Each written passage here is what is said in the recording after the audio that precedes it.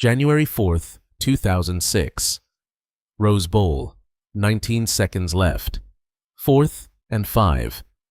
Texas trails. USC 38-33 in what 93 million people are watching as the greatest college football game ever played.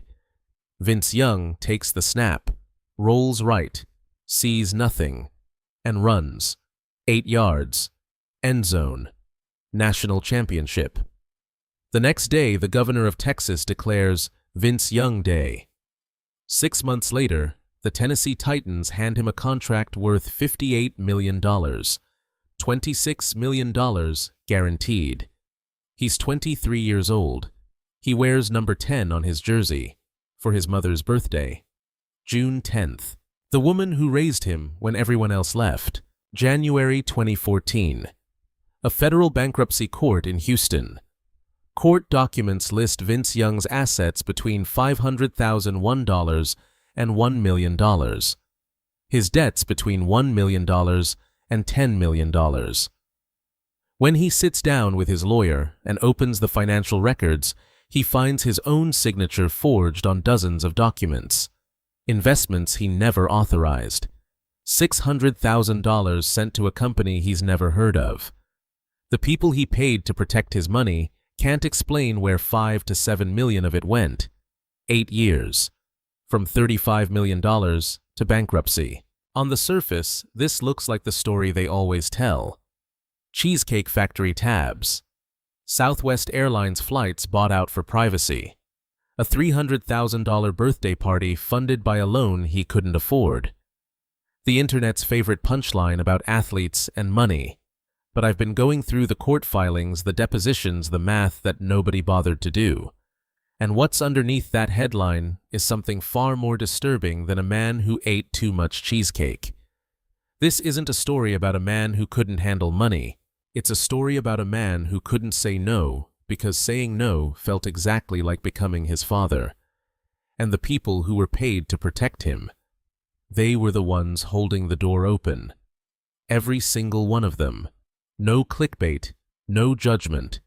Just the documents, the math, and the truth behind the headline. If that's the kind of content you want more of, subscribe. Hit the bell. And share this with someone who still thinks Vince Young just ate too much Cheesecake Factory. The next episode is already in the works. And trust me, it's worse. Hiram, Clark, Houston, Texas, south side of the city. Late 1980s. If you grew up here, your options were specific. You could join the Hiram Clark Boys, the local street gang that ran the neighborhood. You could sell. You could survive long enough to get out. Or you could die before any of those happened. Many of Vince Young's childhood friends chose the first option. Many of them didn't survive it. Vincent Paul Young, Jr. was born on May 18, 1983, to Felicia Young. His father, Vincent Sr., was rarely around. The kind of rarely that a child eventually stops asking about. By 2003, Vincent Sr. would be in prison on a burglary conviction. He missed his son's entire college career, missed the Rose Bowl, missed the NFL draft, missed all of it. Vince doesn't talk about his father with anger. He talks about him with something worse. Distance. He said the absence made him want to be a better father. But that sentence contains a second truth that nobody examined closely enough. It also made him into a man who could not bear the idea of leaving anyone behind. Not his mother, not his sisters, Lakeisha and Vintresa. Not the kids from Dick Dowling Middle School. Not anyone. His mother Felicia and his grandmother raised him. They kept him fed. They kept him alive. When Vince got caught up in a fight between gangs at school, handcuffed by police in middle school, Felicia pulled him aside and told him to change direction. He listened. Not every kid in Hiram Clark had someone who said that to them. And not every kid who heard it had somewhere else to go. Vince had somewhere else to go. Football. At 7 years old, Vince was hit by a car while riding his bicycle at the corner of Tidewater and Buxley. The handlebar went into his stomach. He nearly died. Spent months in the hospital. He later said it made him tougher. But it also taught him something else. Something he wouldn't have the language for until it was too late. Everything you have can disappear in a second. So you hold on. You give. You give before it's taken. At Madison High School, under Coach Ray Seals, Vince became something Hiram Clark had never produced. A quarterback with 12,987 yards of total offense in 3 years. A player who filled the Houston Astrodome 45,000 people for a regional playoff game. A kid so electric that a teammate from another school would later say, "You can't turn on a television in Houston without seeing Vince Young. He was like LeBron James in Houston." January 10th, 2006 was declared Vince Young Day across the state of Texas. He'd just led the Longhorns to a national championship. 267 passing yards and 200 rushing yards against USC. The greatest performance in Rose Bowl history. He was 22, and he was everything Houston had ever wanted. The 2006 NFL Draft. Houston Texans hold the #1 pick. The hometown kid, the one who made the entire city proud, the one who wore number 10 for his mother's birthday, is sitting there waiting for the phone to ring. It doesn't ring. Houston takes Mario Williams, a defensive end from NC State, the city's hero passed over by his own city. "I wish they would have told me they wasn't picking me," Young said later, "because I would have stayed my senior year." Think about what that means. Vince Young left college early because he believed his hometown would choose him. They didn't. The place he spent his entire life refusing to abandon had abandoned him first. Tennessee drafted him third, gave him $26 million guaranteed. And Vince Young did what any kid from Hiram Clark would do with that kind of money. He brought everyone with him. Vince Young didn't just arrive in Nashville, he erupted. Rookie season 2006. The first quarterback in NFL history to rush for over 500 yards as a rookie. He turned an 0-5 start into an 8-8 finish. Beat the New York Giants in a 21-point fourth-quarter comeback, the kind of performance that makes grown men in sports bars go silent. Then did it again the next week against the 10-1 Indianapolis Colts. 2 14-point comebacks in a single season. No rookie quarterback had ever done that before. NFL Offensive Rookie of the Year. Pro Bowl selection. Cover of Madden NFL 08. Endorsement deals with Reebok and Campbell's Soup. By the time the Titans reached the playoffs in 2007, Vince Young wasn't just a football player. He was Nashville's adopted son. Let's talk about the contract. On paper, 5 years, $58 million with a 6th-year team option. Guaranteed money, $25.7 million. That's the number the press conference showed. That's the number Hiram Clark celebrated. Now let's do the math. Nobody does. Federal taxes take roughly 35 to 39%. Agent fee 3%. Manager fee another cut. Tennessee has no state income tax. A small mercy, but between federal agent and management, that $25.7 million guaranteed became something closer to $15 million in actual cash over 5 years. $3 million a year. Take home. For a kid from Hiram Clark, that's a number beyond imagination. For a man supporting 30 people, it's a budget that runs out. Here's how it works when you come from a place where your friends didn't survive, and suddenly you have more money than anyone you've ever known. You bring them with you. Not 10 people, not 15. 30. Friends from Hiram Clark. Cousins. People from the neighborhood who watched you on TV and called your mother's phone. People who were there when Vincent Sr. wasn't. And you say yes. To all of them. Every time. You take them to Cheesecake Factory. Every week. $5,000 per tab. Not because you're eating $5,000 worth of food, because you're feeding 30 to 50 people who call you family. You take them to TGI. Fridays on West End Avenue, $6,000 for a single night. The bartenders learn your name. They make you a special drink. It's a melon drop. You order it every time because nobody made you a special anything in Hiram Clark. After home games, you go to Morton's downtown. You sit at the bar. You order Louis XIII cognac at $600 a shot. Your teammates drink with you. You pick up the tab. Because that's what you do. One night at Cheesecake Factory, the bill reaches $15,000. Most I ever spent on a meal in my life, Young would later tell Sports Illustrated. But he explained what the headlines never did. His teammates were drinking Louis XIII and walking out with bottles of top-shelf wine. The $15,000 wasn't gluttony. It was generosity that had no off switch. In 2007, on a Southwest flight from Nashville to Houston, Vince bought 120 of the 130 seats on the plane. The 10 he didn't buy had already been purchased. The internet laughed. The story became a meme. Nobody asked the obvious question. What does it feel like to be the most famous person in a city, unable to sit on a commercial flight without being stared at, photographed, approached, and not have anyone in your life who thought to suggest a private charter instead of buying out a Southwest plane? His financial advisor's name was Ronnie Peoples, President and CEO of Peoples Financial Service Incorporated out of Raleigh, North Carolina. Salary, $65,000 a year. His agent was Major Adams II, a Houston criminal defense attorney. Not a sports agent, a criminal defense attorney.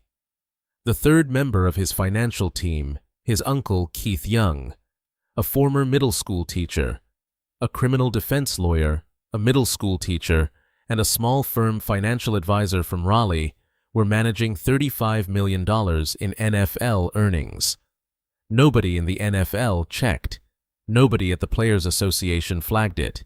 Nobody at the Titans pulled the 23-year-old aside and said, "These are not the right people to handle this kind of money." The math was already broken. The people guarding it didn't know how to read the equation. But here's what nobody saw. Behind the Cheesecake Factory tabs and the Southwest flights and the Madden cover, there was a 25-year-old man falling apart. September 2008. Home opener against Jacksonville. Vince throws 2 interceptions. The crowd at LP Field. His own fans in his own stadium boos him. He strains the MCL in his left knee in the 4th quarter. Cameras catch Jeff Fisher getting in his face on the sideline. Defensive captain Keith Bullock tells reporters, "No one is going to quit on this side of the ball." And the next day, Vince doesn't go to the team facility for his medical evaluation. He leaves his house carrying a gun licensed unloaded and without his cell phone. His mother, Felicia, panics. She calls the Titans. The Titans call the police. What follows is not a welfare check. It's a military operation. His therapist tells Fisher that Young had mentioned suicide several times. Fisher relays this to Nashville police. SWAT officers are mobilized. Crisis negotiators are dispatched. 8 police officers wait at the Titans facility. When Young finally arrives, he'd been watching football and eating wings at teammate Bo Scaife's house. They search him for weapons. They take his wallet and keys. A crisis negotiator sits down across from him. He's talking all slowly, Young recalled. "Mr. Young, are you okay? Do you feel like hurting yourself?" I'm like, "Dude, quit talking to me." And I'm looking at Fisher like, "You can stop all this." A TV cameraman was hiding in the woods outside the facility. The story ran everywhere. Vince Young's mental stability in question. Did Vince Young quit on the Titans? And now, Young said, "I gotta walk through the airport as the suicidal guy for the rest of my life." What nobody was asking, what nobody in any official capacity ever asked, "Are you okay?" They asked about his knee. They asked about his contract. They asked if he'd quit on his team. They asked if he was mentally stable enough to play football. Nobody asked the only question that mattered. Here was a 25-year-old kid from Hiram, Clark. Father in prison. Hometown team rejected him. Head coach never wanted him owner. Bud Adams forced the pick, and Fisher never forgave it. Private conversations with Fisher leaked to the media. 30 people from his neighborhood, depending on his paycheck. Monthly expenses sometimes reaching $200,000. And now, his own fans booing him in his own stadium. "I felt like everything was going downhill for me," Young said. "Like I was all outing alone." He was surrounded by 30 people who lived off his money, and he was completely alone. Nobody asked. The last time Vince Young played a meaningful NFL game was 2011. Backup quarterback for the Philadelphia Eagles. 3 starts. Contract not renewed. He tried out for the Buffalo Bills in 2012, cut before the season. Green Bay Packers in 2013. Cut before the season. At 30 years old, Vince Young's NFL career was over. Not with a farewell press conference, not with a tribute video, with a phone that stopped ringing and a roster spot that never materialized. The income stopped. The expenses didn't. Let's do the math one more time. Ronnie Peoples. The man paid $65,000 a year to manage Vince Young's fortune, testified under oath during a videotaped deposition in January 2013. The question was simple. Describe Vince Young's financial situation in May 2011. His answer was 2 words. Not good. Peoples elaborated. Monthly expenses were unpredictable, sometimes reaching $200,000. "It's almost like I can have a $30,000 budget that I know we had to pay here," he testified. "But then I get an invoice for a Ferrari that he just bought for $176,000 and they want their money. $200,000 a month. That's $2.4 million a year, on a take-home income that had already ended, with 4 children across 4 households, with an entourage that didn't shrink when the paychecks did. The math had been broken for years. It just hadn't been announced yet. Then came the lockout. In March 2011, NFL owners locked out their players. Paychecks stopped league-wide. For players with savings, it was an inconvenience.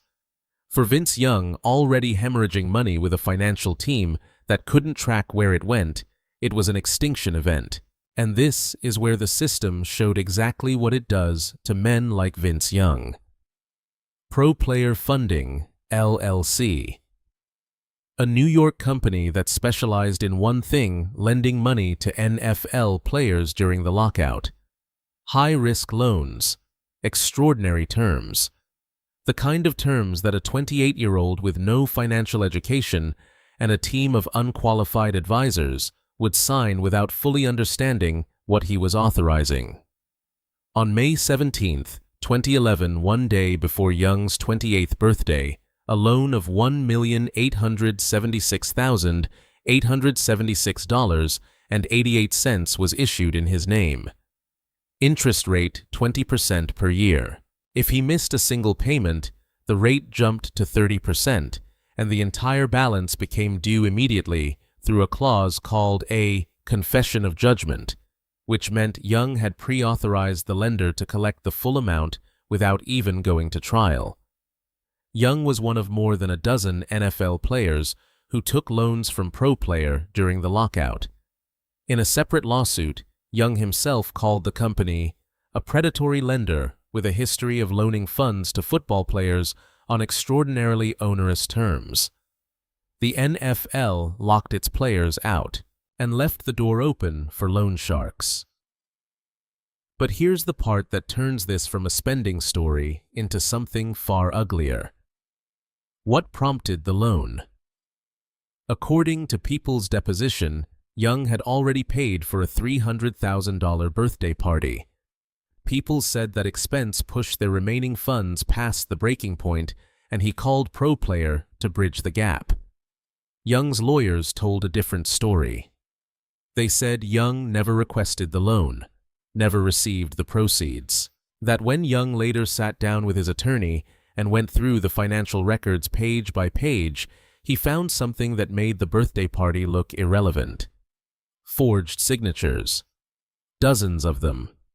On documents Young had never seen.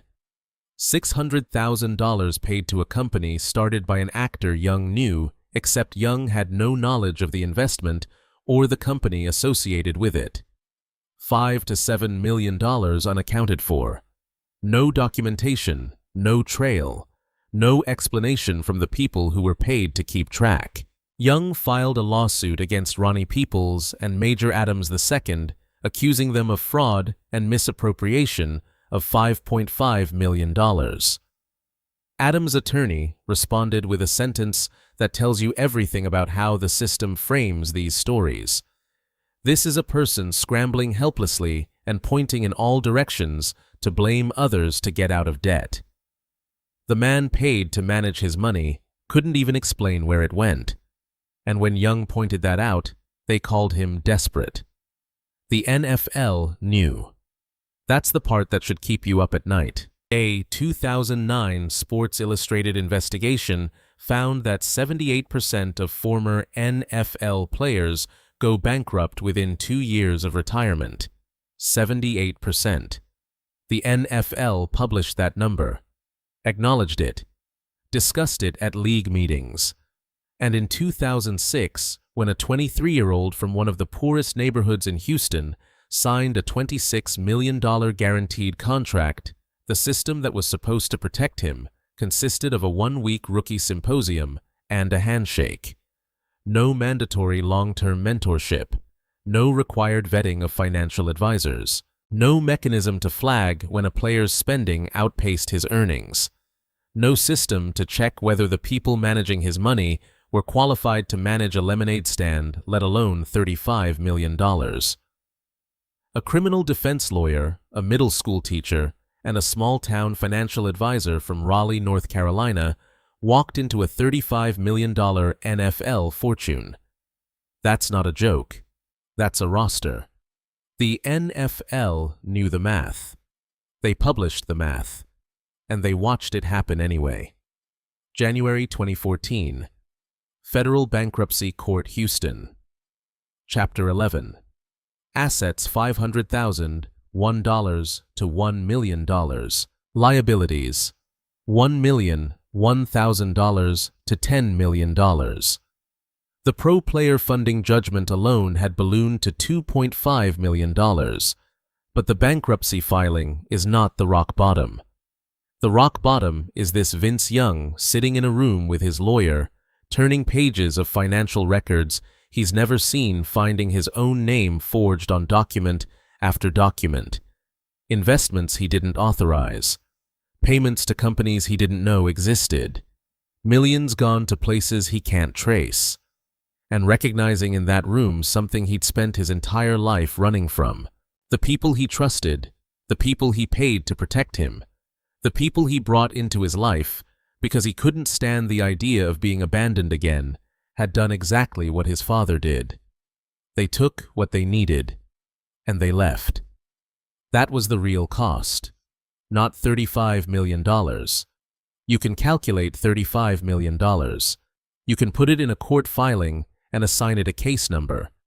What you can't calculate is what it takes from a man who built his entire identity around never leaving anyone behind to discover that the people closest to him were the ones walking out the door. And here's where the easy version of this story would end.